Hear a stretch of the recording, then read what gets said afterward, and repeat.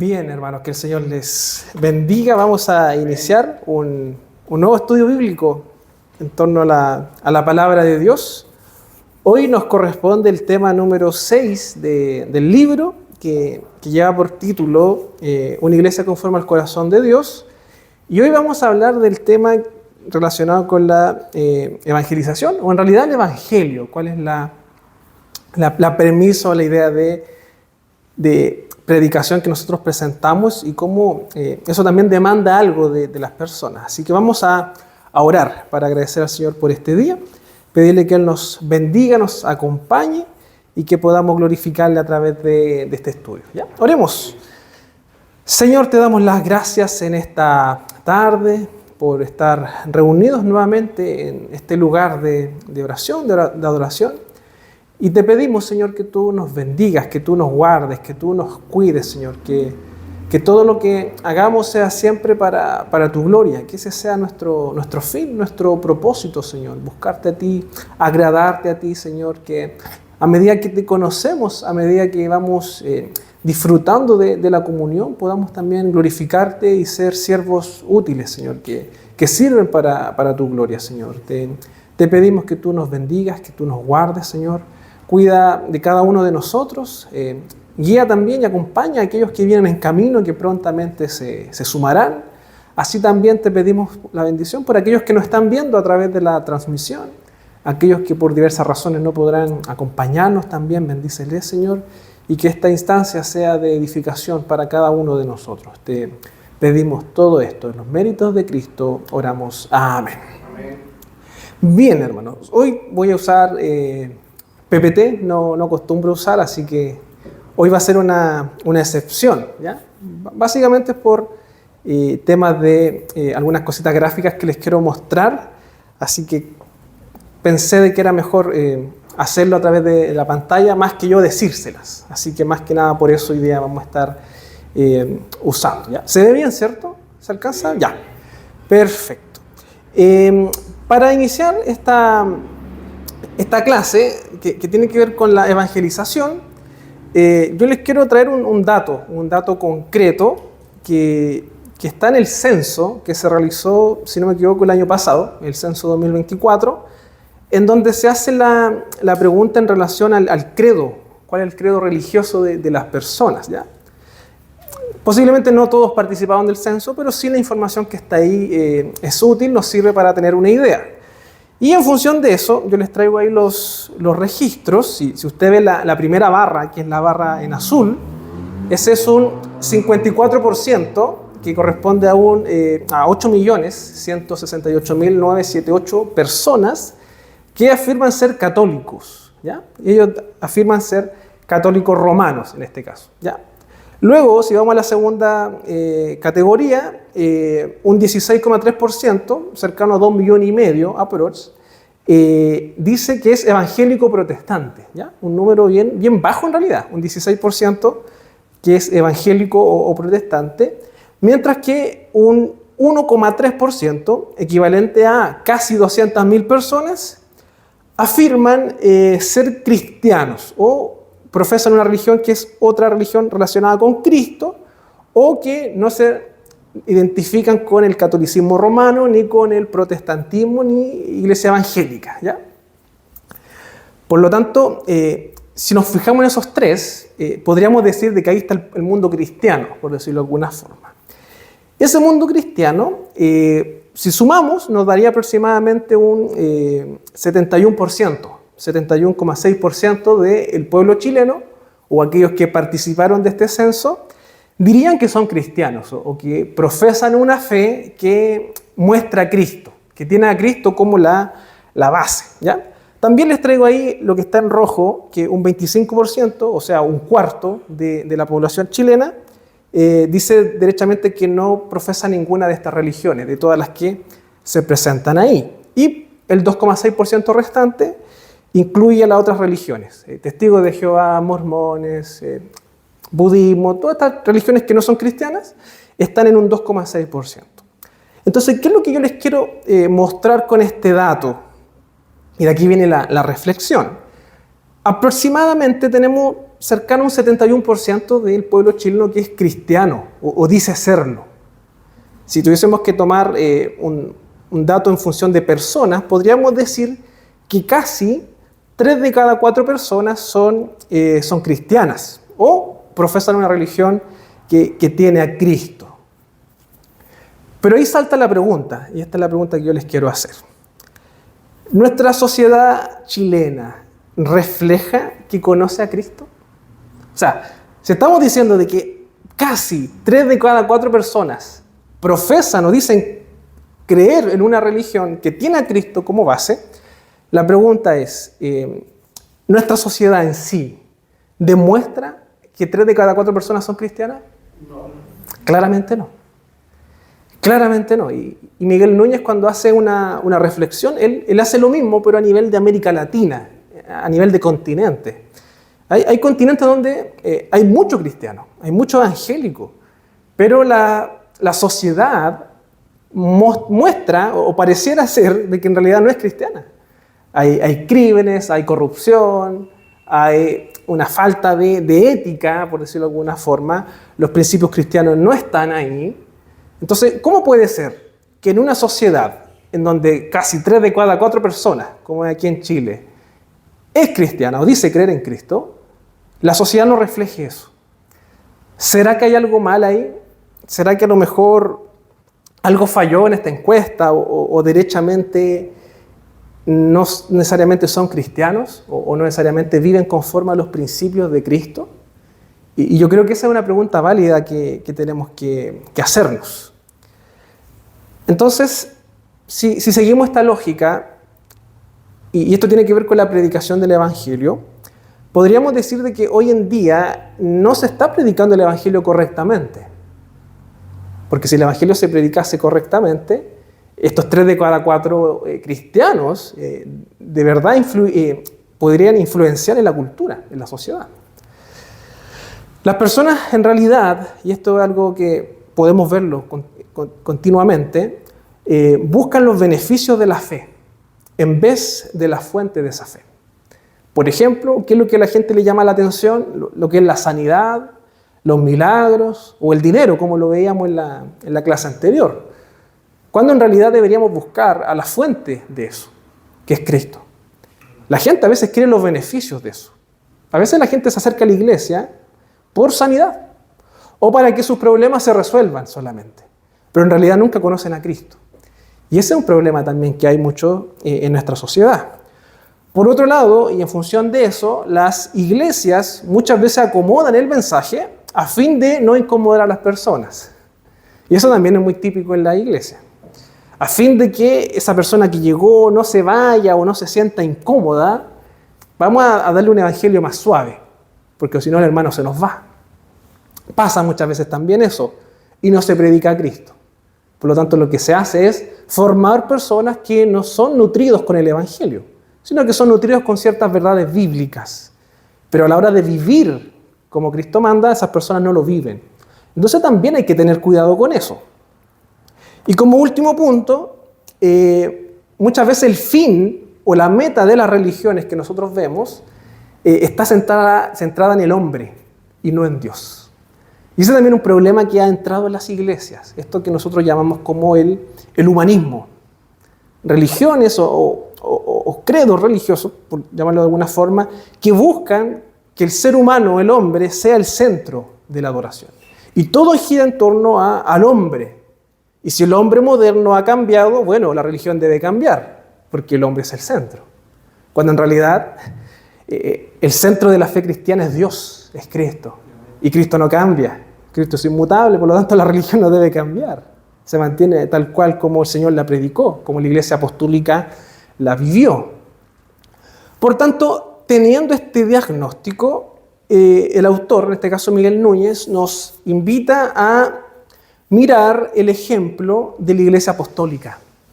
Si hoy en día la iglesia ha distorsionado el mensaje o no lo ha entendido, tenemos que mirar cómo la Biblia nos narra lo que hacía la iglesia, o cómo la iglesia vivía y predicaba el evangelio. Y eso es lo que nosotros vamos a hacer. Y antes de leer el texto, yo les quiero invitar a que se haga estas 3 preguntas, que también aplica para nosotros hoy en día. ¿Qué predicó la iglesia en el pasado, obviamente la iglesia apostólica, que no se está predicando hoy? Yo creo que es una pregunta crucial. ¿Qué predicaba la iglesia del primer siglo que hoy no se está predicando? En segundo lugar, ¿qué enfatizó la iglesia que hoy en día no se enfatiza? También tenemos que revisar eso. ¿Qué es lo que predicó que hoy no se predica? ¿Qué es lo que enfatizaba la iglesia que hoy no se enfatiza? Y por otro lado, como tercera pregunta, ¿qué cosa rehusó hacer la iglesia del primer siglo que hoy en día sí estamos haciendo, o que la iglesia sí está haciendo? Porque eso también nos va a ayudar a poder identificar qué cosas estamos haciendo mal, inclusive. Entonces vamos a hablar sobre el énfasis de la predicación de la palabra y vamos a leer Hechos capítulo 3, versículo del 1 al 19. Vamos a leer ese texto que lo vamos a tener como base o como referencia para ver cómo la iglesia, cómo los apóstoles le daban un énfasis a ciertas cosas en la predicación. Así que les invito a que busquen Hechos 3. Si hay algún voluntario que quiera leer, se lo agradezco. Tenemos ahí un micrófono para que salga en la transmisión. ¿Algún voluntario que quiera leer Hechos 3, del 1 al 19? Ya, hermano Ismael, entonces, buscamos mientras Hechos 3, del 1 al 19, y ahí nuestro hermano ojalá no se sature el audio, pero habría que revisar. Dele nomás. Lo leo en el nombre de nuestro Señor Jesucristo. Pedro y Juan subían junto al templo a la hora novena, la de la oración, y era traído un hombre cojo de nacimiento, a quien ponían cada día a la puerta del templo que se llamaba La Hermosa, para que pidiese limosna de los que entraban en el templo. Este, cuando vio a Pedro y a Juan, que iban a entrar en el templo, le rogaba que le diesen limosna. Pedro con Juan, fijando en él los ojos, le dijo: míranos. Entonces él les estuvo atento, esperando recibir de ellos algo. Mas Pedro dijo: no tengo plata ni oro, pero lo que tengo le doy. En el nombre de Jesucristo de Nazaret, levántate y anda. Y tomándole por la mano derecha le levantó, y al momento se le afirmaron los pies y tobillos. Y saltando se puso en pie y anduvo. Y entró con ellos en el templo, andando y saltando y alabando a Dios. Y todo el pueblo le vio andar y alabar a Dios. Y le reconocían que era el que se sentaba a pedir limosna a la puerta del templo, La Hermosa. Y se llenaron de asombro y espanto por lo que había sucedido. Y teniendo asidos a Pedro y a Juan el cojo que había sido sanado, todo el pueblo atónito concurrió a ello al pórtico que se llama de Salomón. Viendo esto, Pedro respondió al pueblo: varón israelita, ¿por qué os maravilláis de esto? ¿O por qué ponéis los ojos en nosotros como si por nuestro poder o piedad hubiésemos hecho andar a este? El Dios de Abraham, de Isaac y de Jacob, el Dios de nuestros padres, ha glorificado a su Hijo Jesús, a quien vosotros entregaste y negaste delante de Pilato, cuando éste había resuelto ponerle en libertad, mas vosotros negasteis al santo y al justo y pedisteis que se os diese un homicida, y matasteis al autor de la vida, a quien Dios ha resucitado de los muertos, de los cuales nosotros somos testigos. Y por la fe en su nombre, a este que vosotros veis y conocéis, le ha confirmado su nombre, y la fe que es por él ha dado a este esta completa sanidad en presencia de todos vosotros. Mas ahora, hermanos, sé que por ignorancia lo habéis hecho, como también vuestros gobernantes, pero Dios ha cumplido así lo que había antes anunciado por boca de todos sus profetas, que su Cristo había de padecer, así arrepentido y convertido, para que sean borrados vuestros pecados, para que vengan de la presencia del Señor tiempos de refrigerio. Ya, muchas gracias, hermano Ismael. Así que ya hemos tenido la lectura de este pasaje que vamos a usar de referencia para que podamos reflexionar en torno a a este evento que ciertamente es bien interesante porque nos narra esta historia de Pedro y Juan que van al templo a la hora de la oración, y dice que había ahí un hombre que era cojo de nacimiento, o sea que toda la vida posiblemente no había podido caminar y que estaba ahí en la puerta del templo la hermosa. Y una vez escuché por ahí que en realidad no era que el templo se llamara la hermosa, sino que la puerta se llamaba la hermosa. ¿Ya? Un dato ahí interesante. Entonces, él, ¿qué hace este hombre cojo? Les pide limosna, les pide dinero.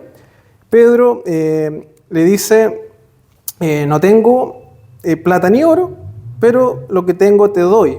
En el nombre de Jesucristo, levántate y anda. Y obviamente este hombre que estaba ahí, cojo, se para, es sanado, empieza a glorificar a Dios, y esto también causa impresión en las personas, porque obviamente era un milagro. Ellos habían visto a este hombre toda la vida ahí, pidiendo limosna, siendo cojo, y de un momento a otro había sido sanado por estos apóstoles. Entonces la gente que estaba ahí empieza como a mirar a Pedro y a Juan, así como diciendo, oye, estos hombres tienen poder, tienen algo que nosotros no tenemos. Y es en ese momento en donde responden, en este caso es Pedro, y les dice, ¿por qué ustedes miran atónitos, asombrados, si nosotros estamos haciendo lo que el Señor Jesucristo nos ha mandado a hacer, a este al cual ustedes mataron incluso? El Dios de nuestros padres, de Abraham, de Isaac. Ustedes lo rechazaron. Ese es el Dios al cual nosotros creemos, representamos, y ese es el Dios al cual este cojo ha creído y por lo tanto también ha sido sanado. Y ahí después viene la parte final que dice, versículo 18 y 19, pero Dios ha cumplido así lo que había antes anunciado por boca de todos los profetas, que Jesucristo había de padecer.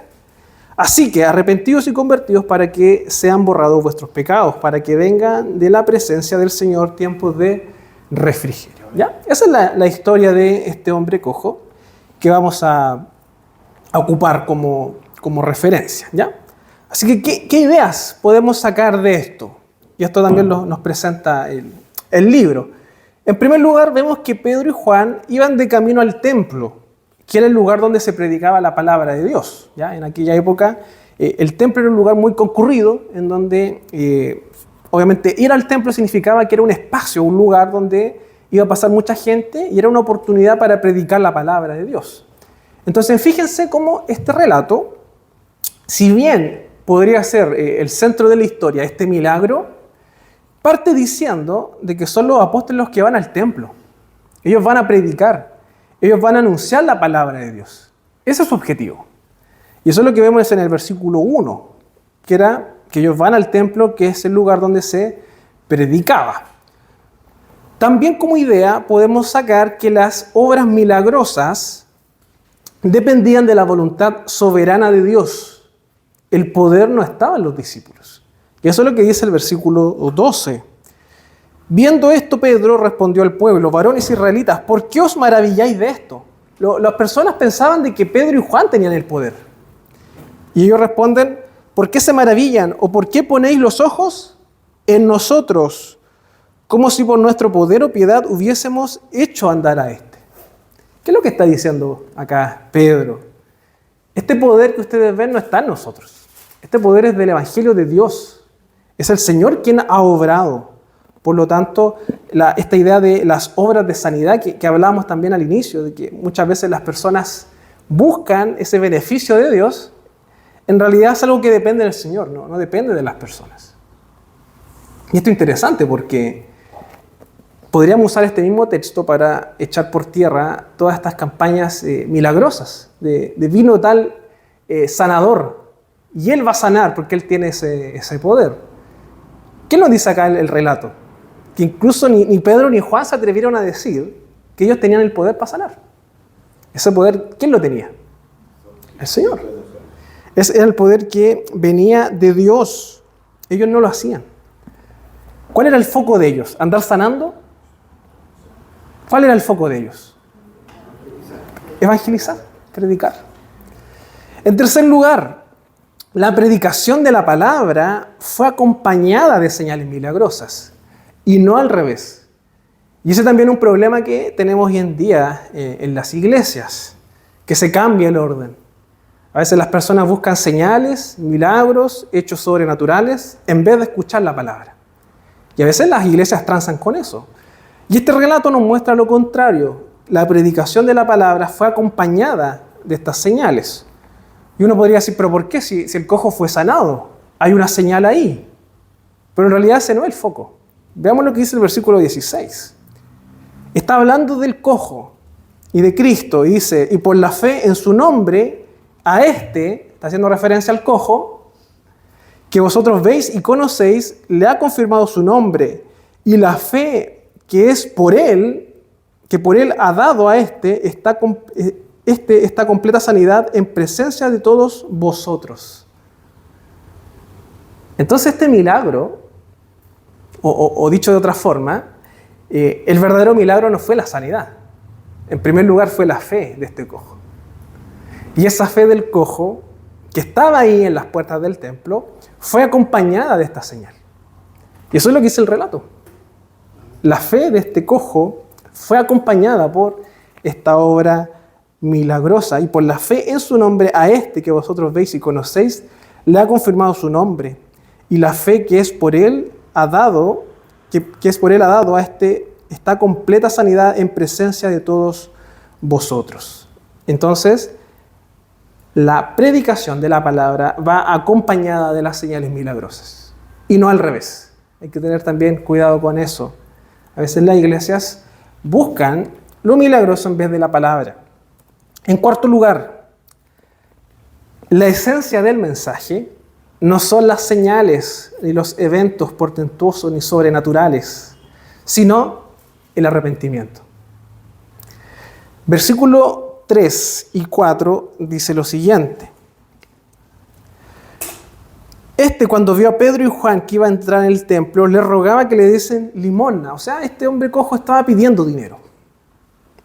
Pedro con Juan, fijándolos en él los ojos, le dijo, míranos. Entonces él estuvo atento esperando a recibir de ellos algo. Entonces fíjense, el relato lo que nos está mostrando es que lo relevante de esto no es la limosna ni la sanidad, sino que es lo que viene después. Versículo 19. Aquí viene la conclusión de Pedro. Así que, habiendo visto todo esto, habiendo entendido de que en Cristo está la fe, en Cristo está la sanidad y ustedes lo desecharon, ¿qué es lo que dice? Arrepentíos y convertíos, para que sean borrados vuestros pecados, para que vengan de la presencia del Señor tiempos de refrigerio. ¿Qué es lo que dice Pedro? Así que vayan por la vida buscando señales, milagros, que todos sus problemas se van a resolver. ¿Qué es lo que dice? Arrepiéntanse y convertíos, para que sean borrados vuestros pecados, para que vengan de la presencia del Señor tiempos de refrigerio. Y ese es un mensaje que se ha perdido hoy en día. Iglesias que no predican o no enseñan el arrepentimiento. A veces conviene más tener a las personas contentas, más que decirle que se arrepientan de sus pecados. Pedro es claro y dice, así que arrepiéntanse y conviértanse, para que vengan tiempos de refrigerio y sus pecados sean borrados. Y por otro lado, esta historia también nos muestra que la fe verdadera, y esto es importante para nosotros también, nos debe llevar a la adoración. Versículos 8 y 9. ¿Qué pasa cuando este hombre es sanado? Y saltando, se puso en pie y anduvo, y entró con ellos en el templo, andando y saltando y alabando a Dios. Y todo el pueblo le vio andar y alabar a Dios. Fíjense cómo el autor de este texto resalta dos veces la misma idea. Saltando, se puso en pie, caminó, pero también alabó a Dios. Y luego lo vuelvo a repetir en el versículo 9. Y todo el pueblo le vio, ¿qué cosa? Andar y alabar a Dios. Por lo tanto, el cojo, si realmente él no hubiese tenido fe y hubiese sido un beneficiario solamente del milagro, él se hubiera ido para la casa, a hacer su vida, a vivir de acuerdo como él quiere. Pero ¿qué nos muestra el relato? Que hay una respuesta a esto. Y es que este hombre cojo adora a Dios. O sea, esta sanidad, o mejor dicho, esta fe relacionada con la salvación, lo lleva a adorar a Dios. Y eso es importante, hermanos. Porque si realmente tenemos fe en el Señor, si realmente somos sus discípulos, si realmente nos hemos arrepentido, nuestra vida también debe ser adoración al Señor. Y eso también muchas veces no se enseña y no se predica en las iglesias. No se está formando a creyentes o cristianos que adoren a Dios. Y acá hay un problema porque muchas veces pensamos, o las personas comúnmente piensan, que la adoración a Dios es venir a la iglesia, levantar las manos, ponerte a llorar y cantar. Como que la gente piensa que eso es adorar a Dios. Hermano, eso es una parte solamente de la adoración. La verdadera adoración a Dios es toda tu vida. Todo lo que tú haces es una adoración a Dios. Por lo tanto, si realmente tú tienes una fe verdadera en el Señor, debes adorar a Dios. Por otro lado, si una iglesia no está predicando la fe verdadera, va a formar creyentes o va a formar personas que no adoran a Dios. Y eso se va a reflejar en lo que veíamos en la estadística. Que veíamos que casi 3 de 4 personas en Chile dicen ser cristianas o dicen creer en una religión que es cristiana. Pero vemos que la sociedad chilena no demuestra eso. Vemos que, así como está nuestra sociedad, claramente el cristianismo no ha impactado como debería. Ahí está el problema, que muchas veces no estamos formando cristianos o creyentes con los principios bíblicos o con las verdades bíblicas. ¿Qué es lo que dice Miguel Núñez? La evangelización de la iglesia primitiva estuvo centrada en la persona de Jesús y su obra en la cruz a nuestro favor. Hoy sucede al revés. Vemos que el evangelio se vende como otro método más de superación personal que promete arreglarnos la vida, restaurar la relación con nuestro cónyuge o con nuestra familia, o prosperar nuestras finanzas, siempre y cuando cumplamos con ciertos pasos. Y esto es lo que hoy en día pasa muchas veces en las iglesias cristianas, o las que dicen ser cristianas, que en realidad no se presenta el evangelio, no se predica el evangelio, sino que en realidad se presenta la fe como un método o una forma de arreglar los problemas de tu vida. ¿Y cuántas veces no pasó? Y va a seguir pasando, que van a llegar personas a la iglesia con problemas. Y van a llegar a la iglesia queriendo que Dios les solucione su problema. Y una vez que se soluciona el problema, no vuelven. Hermanos, ¿cuántas veces no hemos visto personas que sin trabajo llegan acá a la iglesia? Encuentran trabajo y después no vienen más. Son contados estos casos, hermano. Lo hemos visto, ¿sí? Igual puede ser parte de su proceso porque hay personas que tienen un proceso más lento también para el cambio como que el Señor quiere de nosotros. Exactamente, sí. Es que ahí está la responsabilidad de la iglesia. Porque uno podría decirle, ya, si viene una persona con una necesidad, uno podría erróneamente decirle, sí, el Señor te va a arreglar esa necesidad. Y ahí lo estamos engañando. Lo que tenemos que hacer es presentarle a Cristo, presentarle el Evangelio, que su vida se rinda al Señor. Y incluso podría darse cuenta de que esa necesidad que él tenía en realidad no es una necesidad. Y ahí está la labor de la iglesia, de presentar a Cristo, presentar el Evangelio y no presentar la fe como una forma de arreglar los problemas de las personas. Que a veces también pasa eso. Personas con problemas de trabajo, financieros, de familia y un montón de cosas, llegan a la fe pensando que se les va a solucionar eso. Y se hacen campañas de sanidad, campañas de milagros. Cuando en realidad veíamos ahí que lo sobrenatural depende del Señor. No depende de nosotros, no depende de la iglesia. Yo no puedo ofrecer eso. Lo que sí podemos ofrecer es que Cristo murió por tus pecados. Que Cristo murió por tus faltas ante Dios. Y ante Él, tu vida es reconciliada con Dios. Eso es lo que podemos ofrecer. ¿Sí, hermano? Me hace recordar a los 10 leprosos. Los 10 leprosos fueron curados, pero uno solo volvió. Y al final el que salió beneficiado fue el que fue a agradecer a Dios porque él fue perdonado, fue salvo. Mientras que los otros recibieron lo que buscaban más no recibieron la vida eterna. Exactamente, esa historia también nos recuerda eso, de un milagro, una sanidad, pero no son todos los que vuelven. Y tiene también esta idea de muchas personas van a acercarse a la fe y solamente por un bien, por un beneficio. Y ahí es que nosotros tenemos que también ser bíblicos y presentarles a Cristo. No podemos engañarles y decirles, Dios te va a resolver tu problema, o tienes que tener fe y orar, o pedir con fe. A veces también pasa eso. No, tienes que pedir o saber pedir al Señor para que Él te dé. Eso es mentira, hermanos. Eso no está en nosotros. Nosotros somos llamados a presentar a Cristo y que sus vidas se sometan a Cristo. El Señor después hará lo otro. ¿Qué es lo que dice Miguel Núñez? Esto abarata su gracia, desvirtúa la cruz, rebaja la santidad de Dios y lo convierte a Él en un instrumento de gratificación del ser humano a través de un mensaje que se puede comercializar.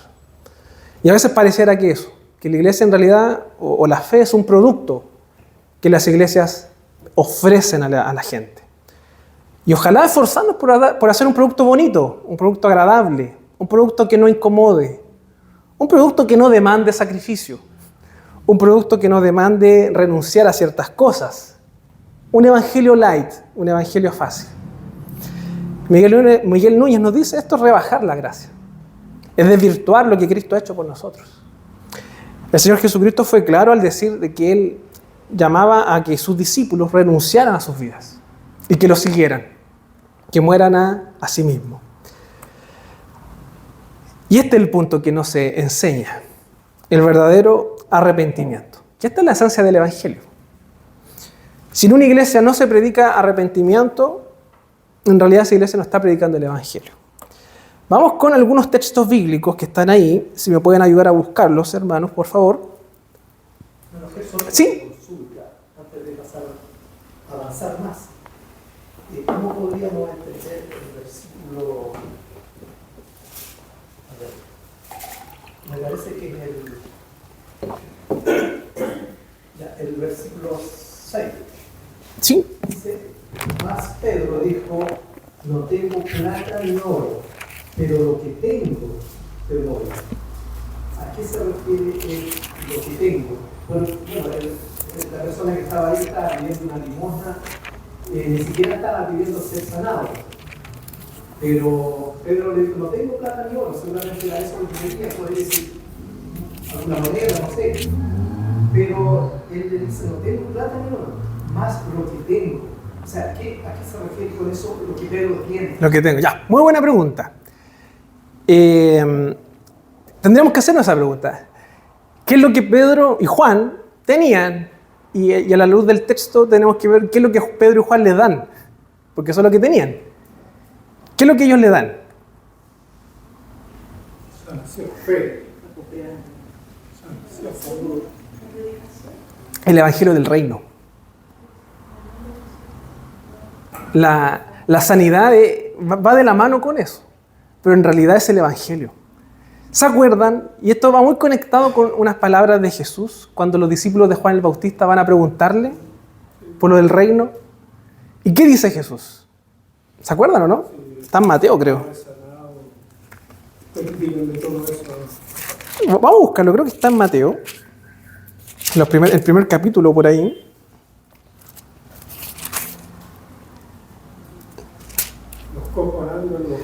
Claro, lo que Jesús dice, si alguien lo encuentra, creo que no está en Mateo, pero es cuando los discípulos de Juan van a preguntarle a Jesús si él iba a restablecer el reino, o era él el que había de venir. Y Jesús lo que él dice, si los enfermos están sanando, si hay cosas milagrosas, es porque el reino ciertamente ha llegado. ¿Ya? Si alguien lo tiene ahí, después lo mencione. Entonces, lo que nos narra Hechos, a través de esta historia de Pedro y Juan, es eso. De que ellos están proclamando el Evangelio del Reino, el Evangelio de Jesucristo. Y la proclamación de ese Evangelio también trae de la mano esa sanidad. Y es la que disfruta o la que se beneficia este hombre cojo. Pero el propósito del Evangelio no es la sanidad. Es que la vida de esa persona conozca a Cristo. Y eso es lo que resalta el relato. Que por la fe de ese hombre cojo, él pudo ser sanado. Y no al revés. No es que él fue sanado para tener fe, sino que la fe que él tenía fue lo que produjo o Dios le dio ese milagro. Y fue confirmado a través de eso. Y por eso la predicación de Pedro es que arrepiéntanse y conviértanse. Porque ese es el foco, el arrepentimiento, el conocer el Evangelio. Por lo tanto, lo que Pedro dice, no tengo plata ni oro, ni lo que tengo te doy, es yo soy un apóstol, soy enviado por el Señor a predicar el Evangelio. ¿Sí? Lucas 7, para que no quedar de mentiroso. Lucas 7, 22. Muchas gracias, Germán. Dice el Señor Jesucristo así.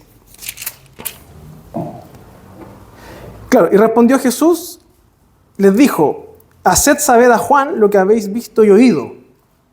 Los ciegos ven, los cojos andan, los leprosos son limpiados, los sordos oyen, los muertos son resucitados y a los pobres es anunciado el Evangelio.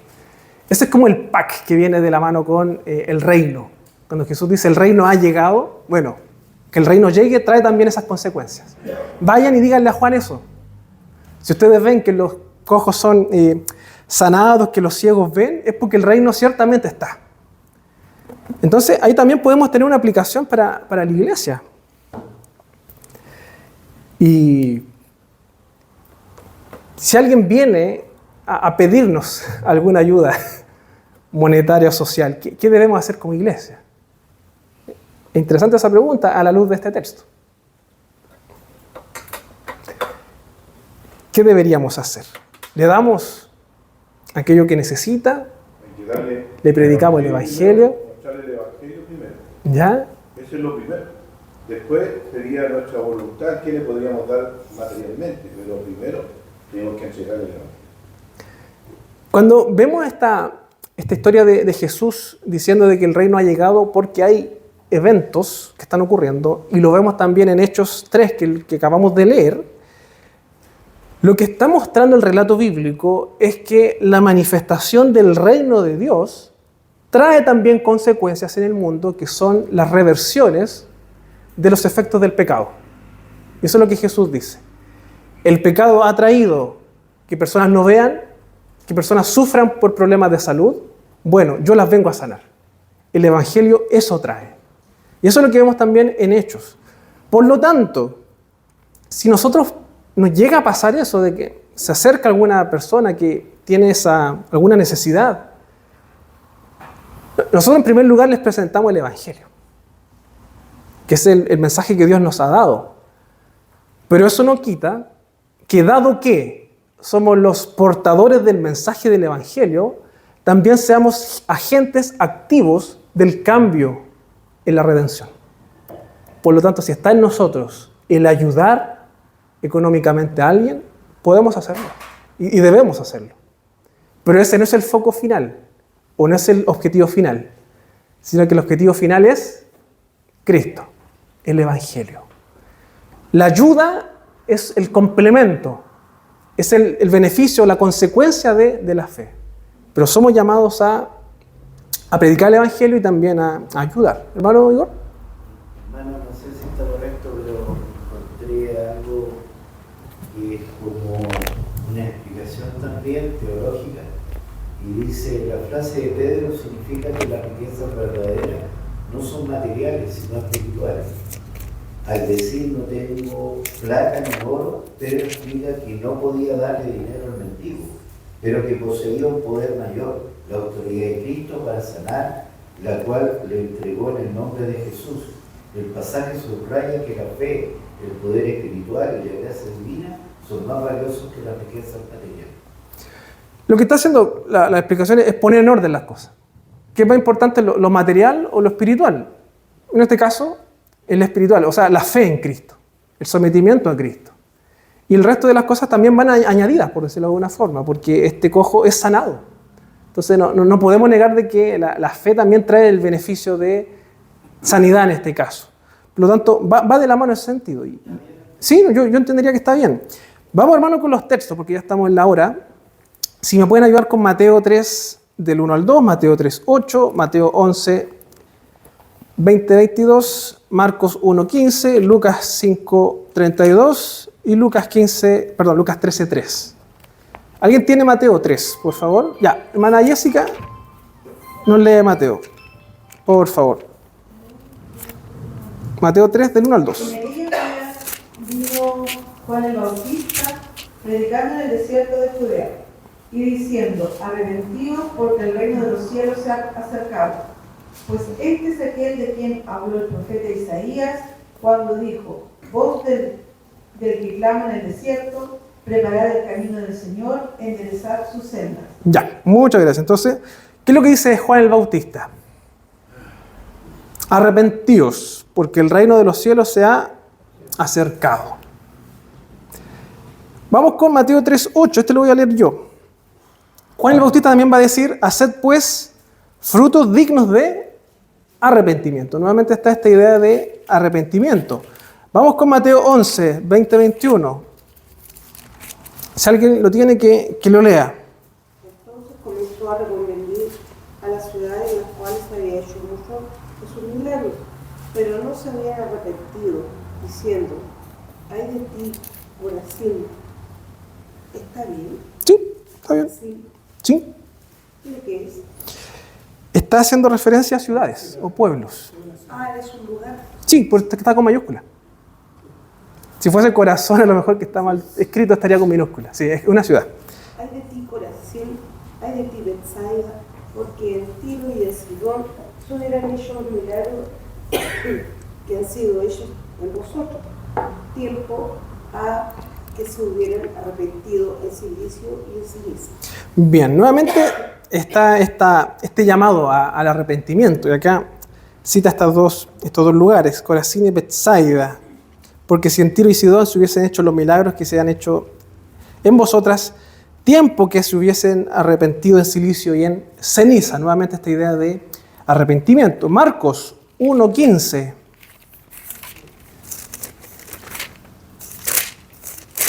Otra persona, búsqueme Lucas 5. Marcos 1:15 dice lo siguiente. El tiempo se ha cumplido y el reino de Dios se ha acercado. Arrepentidos y creced en el Evangelio. Y creed en el Evangelio. Muy bien. El tiempo se ha cumplido y el reino de Dios se ha acercado. ¿Qué implica eso? Arrepiéntanse y crean en el Evangelio. Lucas 5:32. No ha venido a llamar justos, sino a pecadores al arrepentimiento. No he venido a llamar justos, sino a pecadores aquí, al arrepentimiento. Fíjense cómo está esta idea nuevamente que se repite. Lucas 13:3. Ya, hermana Rosa. Os digo, no, antes si no os arrepentís, todos pereceréis igualmente. Nuevamente esta idea de arrepentimiento. O sea, Jesús fue bien claro en esta idea de arrepentimiento. El Evangelio, el ser un discípulo, un seguidor de Cristo, implica arrepentirse. Implica arrepentirse. Y eso es lo que muchas veces no se predica. No se predica el arrepentimiento en la iglesia. A fin de no incomodar, a fin de no generar quizás problemas, se deja que las personas sigan así como están, independientes si están honrando a Dios con sus vidas. Pero la palabra del Señor es clara. Arrepiéntanse. Y arrepentimiento, hermanos, si consideramos el Nuevo Testamento, viene de la palabra que quizás más de alguno ya reconoce, o si es que sabe griego la reconoció, que es metanoia. Metanoia, ¿ya? Que yo creo que ya más de alguno lo ha escuchado, sobre todo los varones. Esa es la palabra que es traducida como arrepentimiento. Si ustedes buscan estos textos que acabamos de leer, cuando se habla de arrepentimiento, o arrepiéntanse, tiene esta misma palabra, o esta misma raíz de metanoia. Y metanoia, que para nosotros es traducida como arrepentimiento, en el contexto o en su definición, por decirlo de alguna forma, significa cambio de mente o cambiar de mente, regresar también. O por otro lado, cambiar de dirección. Si yo voy para un lado y me arrepiento, en realidad entonces cambio y voy hacia el otro lado. Esa es la idea de metanoia, de arrepentimiento, que es un cambio. Es un cambio cambiar la mente, cambiar la dirección o regresar hacia el lugar en donde deberíamos ir. Por tanto, hermanos, cuando se predica un evangelio que no considera arrepentimiento, por lo general se va a decir lo siguiente: que Dios es amor y tiene un plan maravilloso para tu vida. ¿Han escuchado eso, no? Es la típica frase de evangelización. No, Dios te ama y tiene un maravilloso plan para tu vida. Y el tema es que nunca te dicen cuál es ese plan. Tienes que averiguarlo después, pero tiene un plan maravilloso para tu vida. Hermano, el plan de Dios es que tú conozcas a Cristo y seas renovado. Pero también te van a decir de que tú, al ser pecador, no puedes disfrutar del amor de Dios. Y es por eso que te van a llamar o te van a invitar a conocer a Cristo. Puedes conocer a Cristo, conocer a Dios y disfrutar de ese amor de Dios y disfrutar de ese plan que Dios tiene para ti, ese maravilloso plan. Por lo tanto, debes aceptar a Jesús como tu Salvador y disfrutar del amor que Dios te da y los maravillosos planes para tu vida. Es un mensaje o una forma de presentar el Evangelio bastante simplista, que muchas veces se hace así, pero si ustedes se fijan, en ningún momento considera el arrepentimiento. En ningún momento considera el reconocer que eres pecador, que estás lejos de Dios y que Dios te llama a cambiar tu vida. En ningún momento te llama esto a metanoia, a cambiar la dirección. En realidad lo que esto busca es que tú sigas en la misma dirección, solamente que ahora dices creer en Cristo y Dios te ama. Entonces, a veces también se lidia con ese problema, que iglesias no predican o no enseñan el Evangelio correctamente. Y al final, ¿qué es lo que se logra? Tener personas que son admiradoras de Jesús en vez de tener verdaderos discípulos. ¿Qué es lo que Jesús le dijo a sus discípulos? Si alguno quiere venir en pos de mí, niéguese a sí mismo, tome su cruz y sígame. Lo que está diciendo es, renuncia a tu vida. Muere a ti. Si tú tenías cierto problema con ese pecado y ahora llegas a la fe, tienes que dejar ese pecado. Renunciar a ese estilo de vida pecaminoso. Si tú estás dominado por ideologías modernas y llegas a la fe, lo que dice Dios es que deja eso y ríndete al Señor. Eso es metanoia. Como diría el apóstol Pablo, el que robaba, ahora que deje de robar. Y si puede, que trabaje también. Esa es como la lógica. Ahí está el cambio, el arrepentimiento. Por lo tanto, hermanos, somos llamados a predicar el arrepentimiento. No podemos dejar de lado esta idea del arrepentimiento. Vemos que Juan el Bautista lo predicó, Mateo 8 o Mateo 3:8, que lo leíamos recién. Jesús también predicó el arrepentimiento, Marcos 1, 14 y 15. El apóstol Pedro lo predicó en Hechos 3:19. Vemos que el apóstol Pablo también lo predicó, el arrepentimiento, en Hechos 17:30. Y Jesús lo vuelve a predicar a través de las cartas a las 7 iglesias en Apocalipsis. Por tanto, arrepiéntete. ¿Se acuerdan de esa? Se lo dice por lo menos, creo que a 2 iglesias que están ahí. Arrepiéntete, deja tus obras y vuelve a lo que habías hecho o a lo que habías aprendido. Por lo tanto, hermanos, no podemos dejar de lado el arrepentimiento a la hora de evangelizar, hacer discípulos o presentar al Señor. Si usted, a fin de lograr que una persona simpatice con nosotros y venga a la iglesia, pero está obviando y dejando de lado el arrepentimiento y el cambio de vida, usted no está predicando el Evangelio. Así de simple. Si usted está suavizando el mensaje, a fin de no incomodar y le está diciendo, no, pero mira, si tú estás lidiando con ese pecado, no, tranquilo, sigue así nomás, total es un pecado chico, a Dios no le importa. Y no lo está llevando al arrepentimiento, no está presentando el Evangelio. Porque al final no está trabajando en el corazón de esa persona. Por lo tanto, somos llamados a predicar sobre el arrepentimiento. Y para cerrar, tengo acá 5 ideas falsas acerca del arrepentimiento que también nos presenta el autor, que él lo toma de otro texto, y que es bien interesante, que a veces también confundimos lo que es el arrepentimiento. Y una de las primeras mentiras acerca del arrepentimiento es que es lo mismo que dolor o tristeza. No, es que me dolió lo que hice, me arrepentí. Y después la persona vuelve a hacerlo, una vez que se le pasa el dolor o la tristeza. Si a usted le duele algo que ha hecho, algún pecado, pero no ha cambiado, no ha hecho ese cambio de dirección y sigue después haciendo ese pecado, es porque realmente no ha tenido arrepentimiento. En segundo lugar, hay que tener cuidado también con pensar en que el arrepentimiento es un cambio de conducta solamente. Y esa también es una idea errónea. Porque a veces por evitar ciertas sanciones o castigos, uno modera su conducta. Pero eso no implica que internamente haya un convencimiento o un cambio en eso, ¿ya? Y esto, por ejemplo, podría pasar, y escuchaba, por ejemplo, el caso de los niños o los estudiantes, que muchas veces ellos tienen una idea, pero a fin de evitar el castigo, a fin de no ser llamados de atención, cambian la conducta o no hacen eso, pero en realidad siguen pensando y creyendo lo mismo. Entonces, ahí también hay un tema de que la conducta no necesariamente implica que internamente estemos convencidos de algo. ¿Ya? ¿Sí? Eso pasa mucho y frecuente cuando uno va a trabajar a la cárcel. Hay muchos detenidos o presos, se llama, o reclusos que se meten a los movimientos cristianos para poder bajar las penas o salir con beneficio, pero en el fondo, bueno, no voy a juzgar, pero la mayoría no experimenta esta metanoia, sino que lo hace por los beneficios que va a recibir.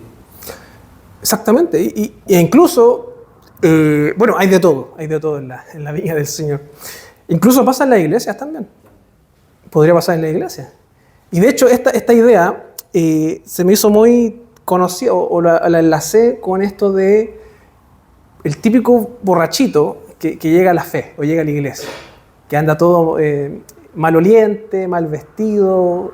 ¿Qué es lo primero que hace la iglesia o los hermanos? Tiene que vestirse bien. Y le regalan ropa o le instan a que vaya bien vestido, pero no está la preocupación después si realmente internamente está el cambio. Y ahí tenemos que tener cuidado. A veces nos fijamos más en las conductas externas más que en el corazón de la persona. Porque las conductas son moldeables. Es fácil engañar. Aquí todos podemos engañarnos. El verdadero arrepentimiento está en el corazón, es interno. Entonces, es un caso que podemos verlo en muchos lados. Por otro lado, también él plantea de que una idea falsa es que yo puedo arrepentirme, pero a la vez justificarme. Es como decir, no, yo me arrepiento de haberlo hecho, pero igual sigo pensando en que hice lo que estaba correcto. Entonces aquí el autor nos coloca el Salmo de David, el Salmo 51, en donde David reconoce sus faltas y él dice que él hizo mal, en realidad. No se justifica, sino que él reconoce que estaba pecando, que ha pecado contra el Señor y ha hecho daño. Por otro lado, también el arrepentimiento es selectivo. Algunos piensan que también es eso, de que yo puedo elegir de qué arrepentirme y de qué no. No, el Señor llama a arrepentirte de toda conducta pecaminosa. Tú no eres quien elige eso. Es el Señor el que te llama a arrepentirte de eso. Y finalmente, y esta es la más interesante, creo yo, es que el arrepentimiento no elimina las consecuencias.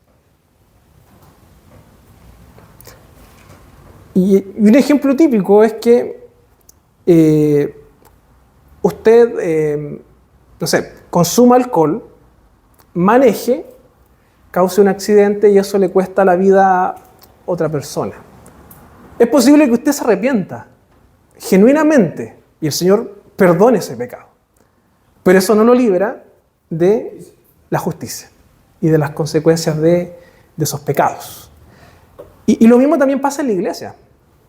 A veces puede que un cristiano o un hermano cometa un acto indebido que deba ser disciplinado y el hermano diga, yo reconozco que fallé, pide perdón, se reconcilia, pero eso no elimina de que tenga que vivir las consecuencias de la disciplina y ser disciplinado, sancionado con cierto quizás periodo de observación o que no pueda ejercer algún ministerio. Eso no elimina la disciplina. A veces confundimos eso.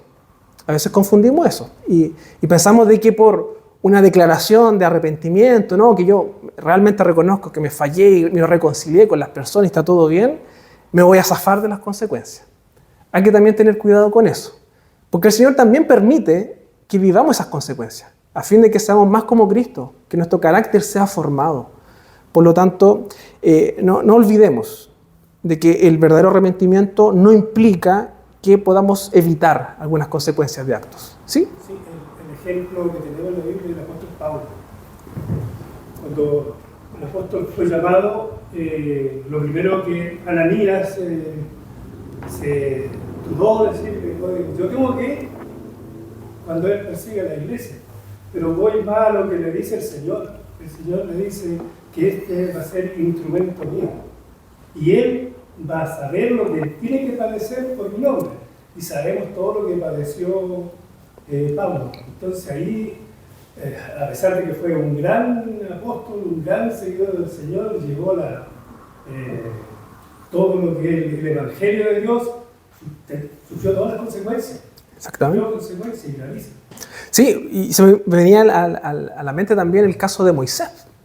Moisés también sufrió las consecuencias del juicio de Dios. Y no me cabe duda que él también se habrá arrepentido de eso, pero ahí está la idea, que el arrepentimiento, el hecho de que nos arrepintamos, no implica que nos libremos muchas veces de ciertas consecuencias. O sea, podría ser que sí, y ahí está la gracia de Dios, la misericordia, pero no necesariamente implica eso. Por lo tanto, el arrepentimiento puede ir también acompañado de el vivir y cumplir las consecuencias de nuestros actos. Bien, hermanos, vamos a orar para cerrar y luego de eso vamos a responder unas preguntitas en los últimos minutitos que nos quedan y vamos a, en primer lugar, orar para finalizar la transmisión y luego de eso finalizamos con unas preguntas. Oremos. Señor, te damos las gracias por esta clase, por este momento que nos das en donde hemos podido reflexionar en torno a lo que tú nos llamas a enseñar, a predicar, Señor. Ayúdanos a no predicar una gracia barata. Ayúdanos a no ser negligentes con nuestro llamado, Señor. Tú demandas, Señor, que prediquemos fielmente tu palabra, que hagamos discípulos, Señor. Que no distorsionemos ni que no ablandemos o suavicemos tu mensaje, Señor. Tú has sido claro y tú llamas al arrepentimiento. Tú llamas a que cada seguidor se niegue a sí mismo. Que cada persona que quiera ser tu discípulo muera a sí mismo, Señor. Y eso es lo que tú nos has llamado a nosotros, Señor, en primer lugar. Y te pedimos que tú nos ayudes, porque ciertamente luchamos con eso. Y constantemente somos llamados a arrepentirnos, porque seguimos lidiando con nuestro pecado, Señor. Siendo ya libres por tu gracia, lidiamos aún con las consecuencias de nuestra naturaleza caída, Señor. Pero tú nos has dado un nuevo corazón, tú nos has dado tu Espíritu, Señor, que nos ayuda a vivir esa buena vida que tú llamas a que cada creyente tenga, Señor. Ayúdanos a ser fieles discípulos y fieles discipuladores, Señor. A que cuando llegue una persona a esta iglesia, cuando llegue una persona a la fe, Señor, que no transemos tu mensaje, que lo confrontemos con la verdad, acompañado del amor, Señor.